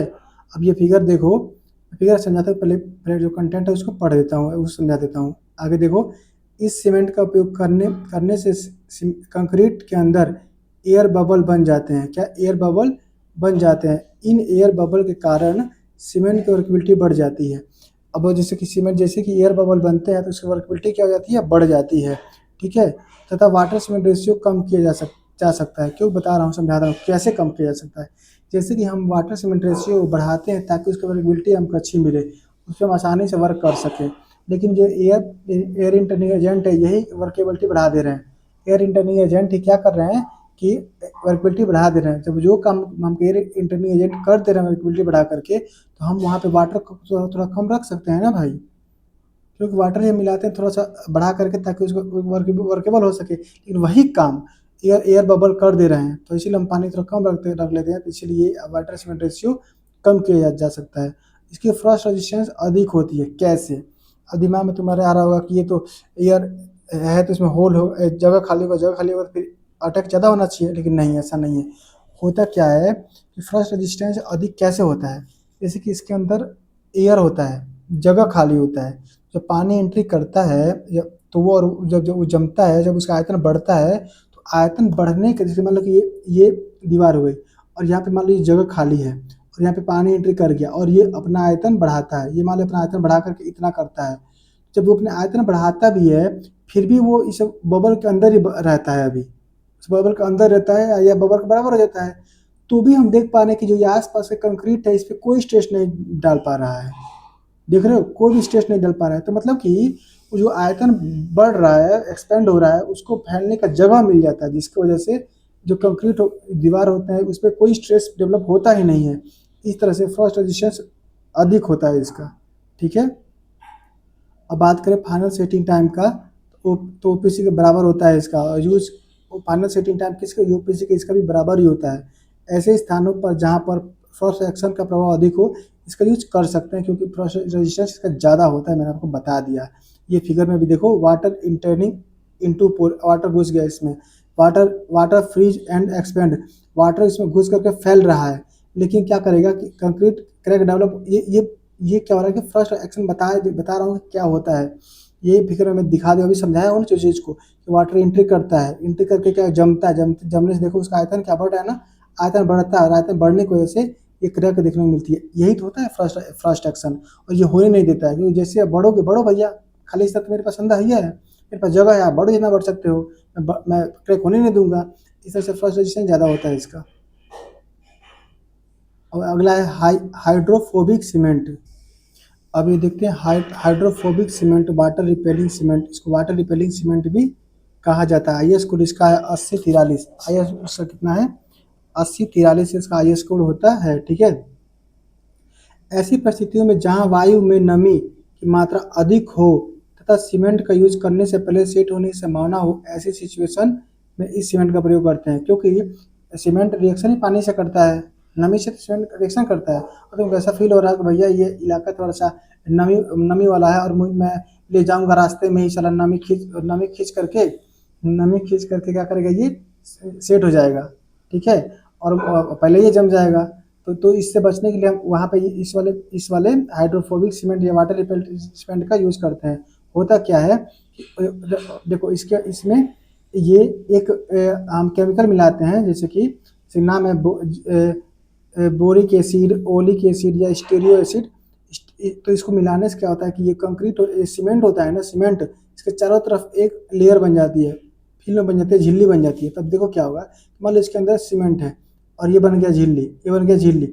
अब ये बताओ कि जब बाहर से पानी आएगा, जो मॉइस्चर आएगा आएगा आक्रमण करने आएगा, हाँ, मैं आक्रमण करूँगा, आएगा सीमेंट यहीं पे इस झिल्ली पे रुक जाएगा, पानी इस पन्नी पे क्या करेगा, रुक जाएगा। तो क्या हुआ, इसे इसके पास गया ही नहीं ना, जब इस सीमेंट के पास ये पहुँचेगा तब तो क्रिया होगी, और ये पहुँचना ही नहीं दिया, बीच में क्या किया, रोक दिया। तो इसकी वजह से यहाँ पे क्रिया होती ही नहीं है। अब एक और बात ध्यान दो, ये बताओ जब यहाँ पे बन गई, फिल्म बन गई है, और जब तुमको यूज करना हो तो क्या करोगे, और अगर मान लो ये तो बचा लिया, लेकिन अब तुम पानी मिला रहे हो, अब तुमको काम है इसको यूज, तुम चाहते हो कभी से रिएक्शन हो, तो अब बताओ, तब तो ये रोकेगा ना। तो उस केस में क्या होगा, थोड़ा सा मिक्सिंग ज़्यादा देर तक करते हैं, जिसकी वजह से ये टूट जाए, ये क्या करे, ब्रेक हो जाए, और तब जाके हम रिएक्शन काम करवाते हैं इसका। आगे देखो, पढ़ देता हूँ, अब चीज़ें आपको समझ में आ गई होगी। ठीक है, तो ओपीसी क्लिंकर के साथ 0.5% बोरिक एसिड, ओलिक एसिड तथा स्टीरियो एसिड मिलाते हैं। ये केमिकल सीमेंट के चारों कड़ों के चारों ओर फिल्म बना देते हैं, जिसके कारण सीमेंट के कड़ों पर मॉइस्चर का प्रभाव नहीं पड़ता तथा सीमेंट यूज से पहले सेट नहीं होता है। चीज़ मैंने अभी आपको बता ही रखा है भाई। देखो अगला देखो, इस सीमेंट का यूज करने के बाद नमी के बाद कंक्रीट की मिक्सिंग टाइम को स्लाइटली 1 मिनट बढ़ा देते हैं ताकि फिल्म टूट जाए। ये बात मैंने अभी आपको समझा दिया है, थोड़ा सा उसको ज़्यादा मिक्स करते हैं ताकि टूट जाए। अगला है, इसके कारण कंक्रीट में छोटे छोटे एयर बबल भी बन जाते हैं, जिससे इसकी वाटर रिटेनिंग कैपेसिटी भी बढ़ जाती है। छोटे छोटे देख रहे हो इसमें वाटर एयर बबल भी डेवलप हो जाते हैं, जिसकी वजह से इसका एयर रिटेनिंग जो कैपेसिटी होती है वो भी इंक्रीज हो जाती है। वाटर टाइट स्ट्रक्चर बनाने में और बेसमेंट में इसका यूज़ करते हैं, क्योंकि ये वाटर जब जाने नहीं दे रहा है सीमेंट के पास तक, तो ऐसी जगह जहाँ पानी हो, नमी हो, वहाँ पे इसका यूज़ हम ऐसे सीमेंट को करते हैं। वाटर टाइट स्ट्रक्चर बनाने में ये देख सकते हो, वाटर टाइट स्ट्रक्चर या बेसमेंट वगैरह में इसका प्रयोग करते हैं। ठीक है, अगला है वाइट सीमेंट या कलर्ड सीमेंट। दरअसल यह असली में एक सीमेंट होता है नहीं, घर बनाने वाला, ऐसा समझ सकते हो। तो देखो, अब इसको देखो, तो वाइट सीमेंट या कलर्ड सीमेंट, वाइट सीमेंट या कलर्ड सीमेंट, इसका आई एच होगा 80-42, इसका आई एच कितना होता है, 80-42, थोड़ा तेज चलेंगे, अभी हमको थोड़ा ज़्यादा पढ़ना है, तो 1 घंटे के अंदर कंप्लीट करने की कोशिश करेंगे। ठीक है, यह सीमेंट प्योर लाइमस्टोन से बनाते हैं, यह सीमेंट प्योर लाइमस्टोन से बनाते हैं या चाक से बनाते हैं। प्योर लाइमस्टोन सफ़ेद होता है, ठीक है, इसीलिए इसमें आयरन ऑक्साइड की मात्रा 1% से कम रखते हैं। क्यों कम रखते हैं, क्योंकि आप देखो ब्रिक पढ़े होगे, ठीक है, या लाइम पढ़े होगे या कहीं भी, तो आप देखे होगे इस चीज़ को कि जो आयरन ऑक्साइड होता है वही कलर देने का काम करता है। आयरन ऑक्साइड क्या करता है, कलर देने का कार्य करता है। ठीक है, तो अब हम जानते हैं कि आयरन ऑक्साइड ही क्या करता है कि कलर देने की भूमिका निभाता है, और मैग्नीशिया भी करता है। ठीक है, फिलहाल हम यहाँ पे आयरन ऑक्साइड की बात करते हैं।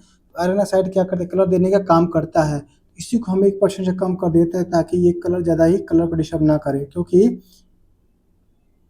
ठीक है, जो हम चाहेंगे वो कलर मिला देंगे इसमें। इसे बनाने के लिए कोल पाउडर के स्थान पर लिक्विड फ्यूल का यूज़ करते हैं, क्योंकि कोल पाउडर यूज़ करने से ना इससे कलर पे इफेक्ट पड़ता है, कलर पे इफेक्ट पड़ता है, इसीलिए लिक्विड फ्यूल का यूज़ करते हैं इसको बर्न करने के लिए। आयरन ऑक्साइड के स्थान पर सोडियम एल्यूमिनो फ्लोराइड। अब आयरन ऑक्साइड जब कम कर रहे हो तो क्या कुछ तो मिलाओगे फ्लक्स का कार्य करने के लिए, तो अब सोडियम एल्यूमिनो फ्लोराइड का प्रयोग करते हैं ताकि फ्लक्स वगैरह का कार्य हो सके, क्योंकि हमने आयरन ऑक्साइड कम रखा है, तो उसके जगह पे सोडियम एल्यूमिनो फ्लोराइड को बढ़ाएंगे जो कि फ्लक्स का कार्य करेगा। इसकी कंप्रेसिव स्ट्रेंथ इसकी इसकी कंप्रेसिव स्ट्रेंथ ओपीसी 33 ग्रेड की 90% तक होती है। कलर सीमेंट प्राप्त करने के लिए 5% से लेकर 10% तक कलरिंग पिगमेंट मिलाते हैं। अभी मैं बताया कि जैसा चाहोगे आप वैसा कलरिंग पिगमेंट मिला दोगे और कलर प्राप्त कर लोगे। इसका use ornamental work, face plaster of wall, stucco, terrazzo flooring तथा टाइल्स को फिक्स करने में इसका प्रयोग करी जाती है। इन सबको फिक्स करने के लिए इसका यूज करते हैं। अगला देखो, अब हम किस तरह का पिगमेंट यूज करेंगे, किस तरह के कलर पाने के लिए। अगर तुम चाहते हो ब्लैक कलर तुमको मिले तो उसके लिए तुमको ब्लैक लैम्प का यूज करना होगा। तुम चाहते हो कि रेड कलर मिले तो उसके लिए तुमको वर्मिलियम का यूज करना होगा। और अगर तुम चाहते हो कि ठीक है। और बात करें रेड कलर की, तो रेड आयरन ऑक्साइड मिला देते हैं। और अगर हम बात करें ब्लू कलर प्राप्त करने की, तो वहाँ पे हम कोबाल्ट मिला देंगे।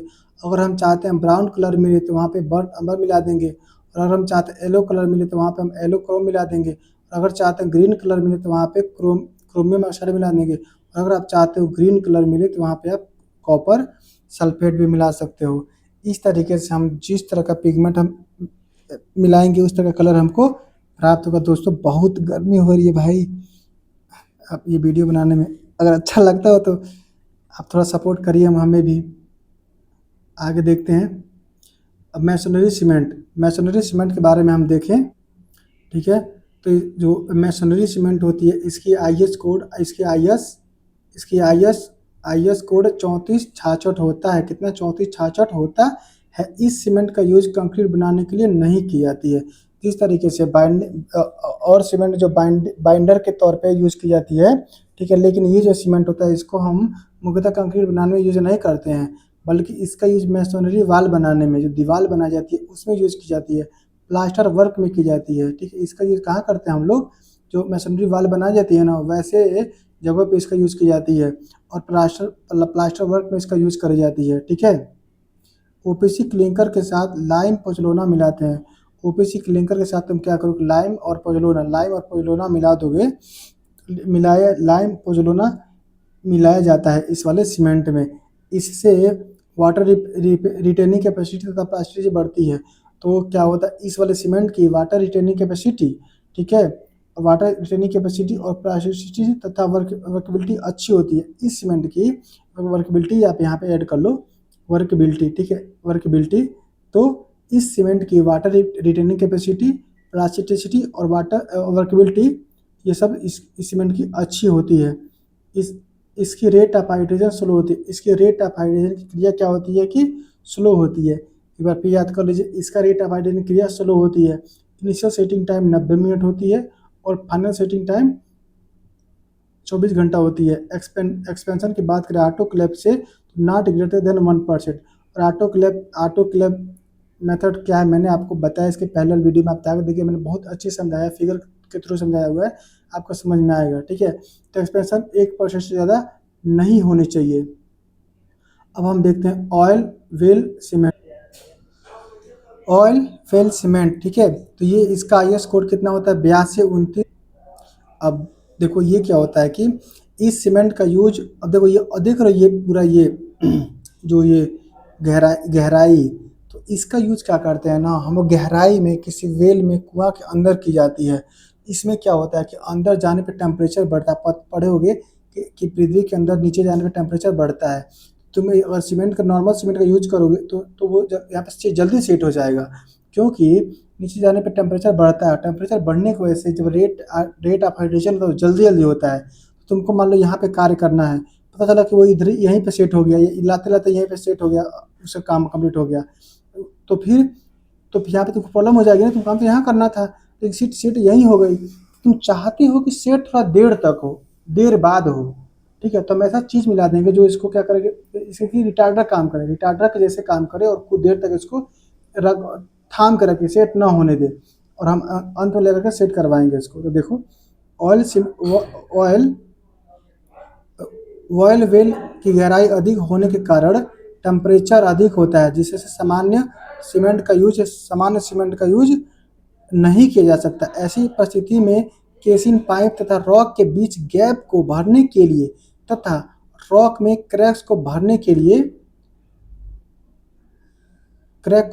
के लिए ऑयल वेल सीमेंट का यूज करते हैं। क्रिया को स्लो करने के लिए बताया होना, क्योंकि टेम्परेचर ज़्यादा होता है जिसकी वजह से हाई हो जाता है इसका रेट ऑफ वाइब्रेशन, तो हमको कम करना होता है। इससे कुछ मात्रा में स्टार्च और सेलुलोज क्या करते हैं, मिला देते हैं, जो कि रिटार्डर का कार्य करते हैं। क्या करते हैं? रिटार्डर का कार्य करते हैं, और ये जल्दी सेट होने नहीं देते हैं, ताकि अंदर तक, गहराई तक पहुंच सके और वहां पे सेट होके। इस सीमेंट का यूज करते समय हाई वाटर सीमेंट रेशियो रखते हैं। इसलिए रखते हैं, ज़्यादा पानी, हाई सीमेंट रेशियो का मतलब हो गया कि ज़्यादा पानी, ज़्यादा वाटर। वो ऐसा इसलिए करते हैं ताकि जो भाप बन के अगर पानी उड़ भी रहा है तो भी अंत तक जाते रहते ठीक ठाक वाटर सीमेंट रेशियो बनी रहे, और हमारा हाइड्रेशन क्रिया पूरी हो। वरना तो जितना हम नॉर्मली मान लो होता है तो उतना यूज़ कर लिए और बीच में भाप बन के उड़ गया, तो फिर वो नीचे जाते कम पड़ जाएगा ना वाटर सीमेंट रेशियो उसका। इसलिए थोड़ा सा इसको बढ़ा करके थोड़ा सा इसको क्या करते हैं, वाटर सीमेंट रेशियो क्या करते हैं, अधिक रखी जाती है। ठीक है, ये सब चीज़ें इस फिगर में दिखाया हूँ मैं। ठीक है, जैसे जैसे गहराई बढ़ती है टेम्परेचर बढ़ता है और प्रेशर बढ़ता है, जिसकी वजह से हाइड्रेशन क्रिया बढ़ती चली जाती है। मैंने आपको ये चीज़ें समझा दी है। और वही फिगर में कि देखो ये गैप देख रहे हो, ये सब गैप वगैरह, इन गैप वगैरह को भरने के लिए क्या करी जाती है, इसका प्रयोग करा जाता है। अब देखो एक एक आता है ओपीसी 53 यस। ठीक है, इसका प्रयोग इंडियन रेलवे स्लीपर में करते हैं। एस का मतलब ही स्लीपर होता है, एस का मतलब ही स्लीपर होता है। अगला सीमेंट है एक्सपेंड सीमेंट। एक्सपेंड सीमेंट, अब हम बात करते हैं एक्सपेंड सीमेंट की। तो इसमें एक्सपेंडिंग मटेरियल के रूप में सल्फो एल्यूमिनेट का यूज करते हैं। किस मटेरियल का, तो सल्फो एल्यूमिनेट का प्रयोग करते हैं। इससे हाइड्रेशन के कारण सीमेंट के आयतन में वृद्धि हो जाती है। सीमेंट के आयतन में क्या हो जाती है, वृद्धि हो जाती है। क्रैक वगैरह भरना हो तो वहाँ पे इसका यूज कर लो, ताकि आयतन बढ़ाने के बाद क्रैक को आसानी से भर दे। अब इसका यूज कहाँ करते हो, तो वाटर रिटेनिंग स्ट्रक्चर में करते हो। रिपेयरिंग ऑफ डैमेज कंक्रीट, बोल रहा हूँ ना कि इस कंक्रीट डैमेज हो गया, क्रैक आ गया, जो होल हो गया, तो वहाँ पे यूज कर दोगे तो वो आयतन बढ़ाने के बाद उस क्रैक को भर देगा। ठीक है, fixing of anchoring bolt, grouting of machine foundation और repairing of leakage in cement. इन जगहों पे क्या करता है, लीकेज को में क्या करो, तुम डाल दो और फिर ये एक्सपेंड करेगा, अपने आप आयतन में वृद्धि करेगा, तो उस लीकेज को ब्लॉक कर देगा।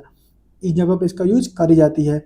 रेडी सेट सीमेंट क्या होता है कि इस सीमेंट को में स्ट्रेंथ गेन करने की क्षमता बहुत अधिक होती है। इसकी स्ट्रेंथ गेन करने की क्षमता बहुत अधिक होती है। इसका स्ट्रेंथ टाइम 8 से लेकर 10 मिनट होता है।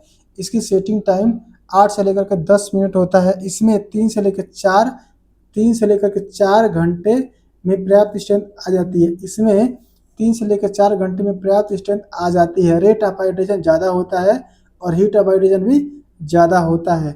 इसका रेट ऑफ हाइड्रेशन भी क्या होता है, ज़्यादा होता है, और साथ में हीट ऑफ हाइड्रेशन भी ज़्यादा होता है। इस बात को आप याद रखेंगे।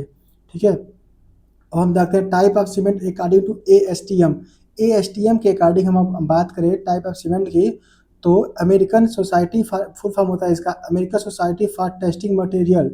American society for testing material ASTM का फुल फॉर्म होता है। ASTM has classified cement into 2 categories. तो मेनली उसने क्या किया, 2 कैटेगरी में डिवाइड कर दिया है, एक मेजर क्लासिफिकेशन और एक माइनर क्लासिफिकेशन। ठीक है, तो मेजर में कौन कौन आते हैं और माइनर में कौन कौन आते हैं, चलिए हम देख लेते हैं इस चीज़ को। तो मेजर क्लासिफिकेशन में, इन this classification the main property of cement change. देखो टाइप फर्स्ट, तो सीमेंट यूज फॉर नॉर्मल, ठीक है, नॉर्मल या ऑर्डिनरी वर्क, जैसे कि OPC, जैसे कि ये नॉर्मल वर्क में या ऑर्डिनरी वर्क में जो सीमेंट यूज होता है उसे टाइप 1 में रखी जाती है। जैसे कि OPC नॉर्मल यूज में, कार्य में हम लोग यूज करते हैं, पता ही आपको। टाइप 2, तो cement use where moderate heat of hydration या moderate sulphur resistance is required.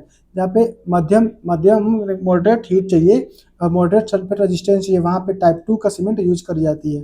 Type 3, ठीक है, टाइप 3 क्या है, तो cement use where high early cement is required.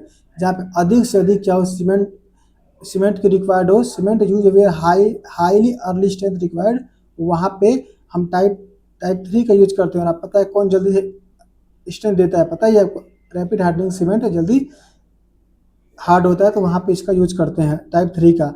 और टाइप 4 क्या है कि cement use where low heat of hydrogen is required. Cement use where low heat hydrogen is, जहाँ पे कम से कम अगर हीट की जरूरत हो वहाँ पे हम टाइप 4 का यूज करते हैं, जैसे कि LSC का फुल फॉर्म होता है low heat cement. Type 5, cement use where high sulphate resistance is required. HRC sulphate resistance cement इसका फुल फॉर्म होता है। ठीक है, अगला माइनर क्लासिफिकेशन। माइनर क्लासिफिकेशन में बात करें, in this classification additive are added, छोड़ दीजिए, यहाँ पे देखिए, जैसे कि टाइप IS क्या होता है कि type first yes, type first का मतलब होता है कि जो ऊपर था उसके साथ में तुम स्लैग मिला देते हो, बन जाता है तुम्हारा क्या, टाइप फर्स्ट यस।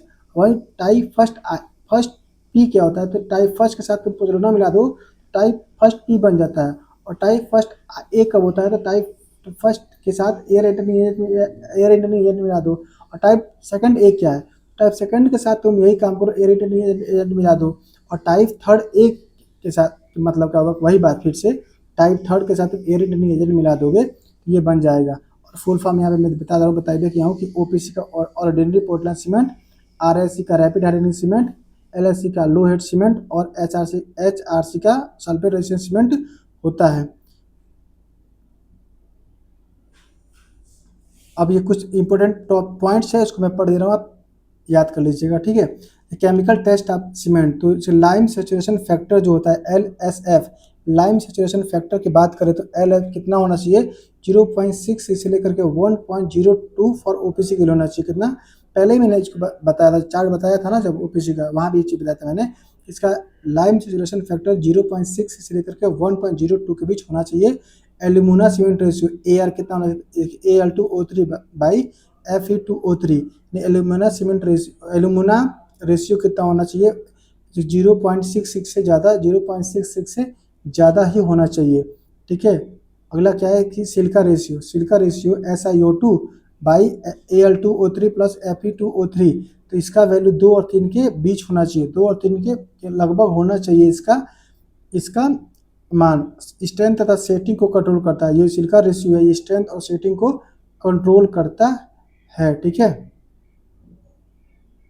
नोट देख लो, तो Al2 और F2O3 दोनों सीमेंट के माइनर कॉन्स्टिट्यूशन होते हैं, कॉन्स्टिट्यूएंट्स होते हैं, परंतु इसका प्रभाव सीमेंट पर बहुत महत्वपूर्ण पड़ता है, यानी बहुत कम मात्रा में होते हैं, समझ लो इसका प्रभाव बहुत ठीक ठाक पड़ता है सीमेंट पर, ठीक है। अब ये इफेक्ट के बारे में देखते हैं अगर, तो कैल्शियम ऑक्साइड बढ़ा दें, कैल्शियम ऑक्साइड बढ़ाओगे तो क्या होगा, C3H की मात्रा ज़्यादा बनेगी, ठीक है। जैसे कैल्शियम ऑक्साइड बढ़ाओगे C3H ज़्यादा बनेगी और C2H कम कम बनेगा, तो होगा क्यों ऐसा होता है, तो रीजन कैल्शियम ऑक्साइड बढ़ाने पर सिलिका के साथ मिलकर C3H अधिक बनता है, इसीलिए सिलिका C2H बनाने में कम बचती है।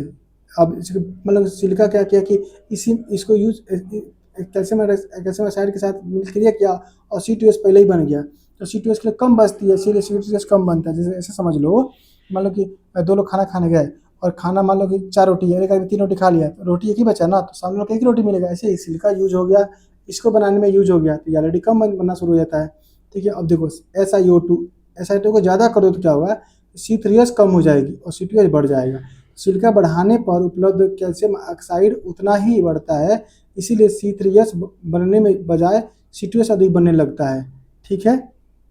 अगर एल्यूमिना बढ़ा दो, Al2O3 बढ़ा दो तो क्या होगा कि C3A ज़्यादा कर दो, तो Al2O3 ज़्यादा करोगे तो C3A बढ़ जाएगा और C4A बढ़ जाएगा, ठीक है। रीजन क्या है कि एल्यूमिना बढ़ने पर यह कैल्शियम ऑक्साइड के साथ मिलकर के C3A अधिक बनाता है, इसीलिए C4AF कम बनता है। अगला है F2O3 बढ़ा दो, फिर क्या होगा कि C3A कम हो जाएगा और C4AF बढ़ जाएगा, क्योंकि इसमें F है तो F दोस्त को हेल्प करेगा, ये इसको हेल्प करेगा, तो C4AF ज़्यादा बनेगा, क्योंकि आयरन ऑक्साइड बढ़ने पर यह एल्यूमिना के साथ क्रिया करके C4AF अधिक बनाता है, इसीलिए C3AF कम बनता है। नोट, ऊपर दिए गए सभी रेशियो एवं इफेक्ट OPC सीमेंट के लिए होते हैं, ठीक है। आगे हम देखें तो कुछ पॉइंट्स निकल के आते हैं, उस पॉइंट को मैंने लिखा हुआ है, आप इसको ऐसे ही याद कर लीजिएगा वन लाइनर के फॉर्म में, ठीक है। दोस्त बहुत गर्मी हुई है। जहाँ जहाँ सल्फेट अटैक अधिक होता है, जहाँ सल्फेट अटैक अधिक हो वहाँ जहाँ सल्फेट अटैक अधिक हो वहाँ सिलिका की मात्रा 24% तथा एल्यूमिना और आयरन ऑक्साइड की मात्रा 4% तक रखते हैं। उद्देश्य सल्फेट रेजिस्टेंस को बढ़ाना होता है इसका। यदि सीमेंट में C3A की मात्रा 5% हो तो उसमें सल्फर यानी SO3 की मात्रा 2.75 से अधिक नहीं होना चाहिए। नोट, SO3 अधिक होने से सेट एक्सपेंशन होता है, ठीक है। इसीलिए तो हम वो करते हैं ना, सामने टेस्ट में सल्फर ज्ञात करते हैं, लेकिन ऐसा कुछ IS कोड नहीं होता सल्फर के लिए, ठीक है। यदि सीमेंट में C3A की मात्रा 5% से अधिक हो तो इसमें SO3 की मात्रा 3% से अधिक नहीं होना चाहिए। सीमेंट में मैग्नीशिया MgO की मात्रा 5% से अधिक नहीं होना चाहिए। अधिक MgO से एक्सपेंशन होता है, ठीक है। ये आप साउंड टेस्ट में इस चीज़ को मैंने बताया था। सीमेंट में को HCl में डालने पर रेजिडुअल की मात्रा 1.5 से अधिक नहीं होनी चाहिए। कितनी? 1 से अधिक नहीं होनी चाहिए, ठीक है। सीमेंट को 900 डिग्री पर गर्म करते हो, टेम्परेचर पर जलाते हो, 1 घंटा तक गर्म करने के पर भार में कमी, लॉस ऑफ इग्निशन मात्र 5% से अधिक नहीं होनी चाहिए। फोटो भी आप देख सकते हो। अगला क्या है कि सीमेंट में नमी इन मॉइस्चर की मात्रा 5% से अधिक नहीं होना चाहिए। अब हम बात करें मॉइस्चर की, तो 5% से अधिक पानी नहीं होना चाहिए। अभी चीज़ मैंने बता दिया कि एल्यूमिना नियंत्रित करता है सल्फेट रेजिस्टेंस को, SO3 कम करता है एक्सपेंशन को, MgO नमी, Li चीज़ें हमने आपको बता दिया, ऊपर नीचे लिखा गया। अगला देखो, एक आप कभी कभी पूछ लेता है इसके बारे में भी, डिजाइन ऑफ हाउस वेयर या गोडाउन, जहाँ तुम सीमेंट रखोगे उसके बारे में कुछ पॉइंट आते हैं, ठीक है, वो मैं बता देता हूँ आपको, ठीक है। तो गोडाउन में सीमेंट बैग को वाल से 30% दूर रखते हैं। फिगर में देख सकते हो कि वाल से क्या कर जाती है कि 30 सेंटीमीटर दूर रखी जाती है। सीमेंट बैग को ग्राउंड लेवल से 45 फीट ऊपर रखते हैं। ये भी देख लो कि क्या करते हैं, ग्राउंड लेवल से 45 सेंटीमीटर ऊपर रखी जाती है। एक सीमेंट बैग के ऊपर अधिक से अधिक 10 से 15 बैगे रखोगे। मतलब ये नीचे वाला है ना, इसके ऊपर 1 2 3 4 5 6 करके जाओगे, 10 से 15 ही बैग रखना, क्योंकि भाई बहुत ज़्यादा कर दोगे, यहाँ तक कर दोगे, इस वाले भाई साहब का हालत ख़राब हो जाएगा ना, और ये फट जाएगा, और प्रेशर भी पड़ेगा। प्रेशर वैसे भी ये हाइड्रेट हो जाएगा, और साथ में ये फट भी जाएगा। ये जो इसका पैकेजिंग होती है, तो कम से कम क्या रखी जाती है, 10 से 15 बैग ही रखी जाती है। अब देखो, गोडाउन की डिज़ाइन में एयर आने जाने के लिए 1 मीटर का स्पेस रखी जाती है। कितना? 1 मीटर की स्पेस रखी जाती है। मास ऑफ 1 बैग कितना होता है तो जानते ही हो, 50 kg, ये तो बताने की वाली बात ही नहीं है। वॉल्यूम ऑफ 1 बैग ये भी जानते हो, 0.034, 0.0, एक जीरो यहाँ होता है, ये बात मैं बोलता हूँ बार बार, 0.0 होता है, 0.034 मीटर क्यूब होता है, ठीक है। डेंसिटी कितनी होती है? 1444 होती है ना, 1444 होती है, 1444, चलो चलो 1440, ठीक है, 1440 kg पर मीटर क्यूब होता है। क्या गलती लिख दिया, 1440 kg पर मीटर क्यूब होता है। Space for 1 bag cement in house where, मतलब कि जहाँ पे बोले कि कितना एरिया चाहिए एक सीमेंट को बैग को रखने के लिए, तो 0.045 मीटर क्यूब, तो मतलब एक बैग को, तो ये जो एक बैग लिया है पूरा, यहाँ पे आयतन वॉल्यूम जो ये घेरा हुआ है, जो वॉल्यूम लिया हुआ है एक बैग, 0.054 मीटर क्यूब जगह लिया हुआ है। इस चीज़ को तो बुरा करोगे तीनों को, तो लगभग इतना आना चाहिए। अगला क्या है कि एरिया ऑफ 1 बैग, अब एरिया की जब बात करेंगे तो ये आता है 0.2929, ठीक है दोस्तों। तो ये जो है एरिया ऑफ 1 बैग सीमेंट कितना होता है, ये चीज़ को हटा दो, 0.294 मीटर स्क्वायर होता है। इसको तो आप बोले तो 0.3 भी कर सकते हो। तो आज दोस्तों मैंने सीमेंट को 4 वीडियो में पूरा कंप्लीट कर दिया। एक एक चीज़ को मैंने बहुत डिटेल में अच्छे से आपको कंसेप्ट बनाते हुए, क्लियर करते हुए समझाया हुआ है। दोस्तों अगर आपको मेरा ये वीडियो, मेरी मेहनत और कंटेंट आपको पसंद आ रही होगी, तो प्लीज़ मेरे वीडियो को लाइक कर दीजिए, अपने दोस्तों को भी शेयर कर दीजिए, और साथ में बेल आइकन को भी दबा दीजिए, और एक प्यारा सा कमेंट भी कर दीजिए अगर आपको मेरा वीडियो अच्छा लगा हो तो। धन्यवाद दोस्तों, मिलेंगे हम इसके आगे वाले वीडियो को लेकर के, ठीक है। और इस सीरीज़ को हम कंप्लीट करते हुए आपको हर एक चीज़ को पढ़ाएंगे, ठीक है। Thank you.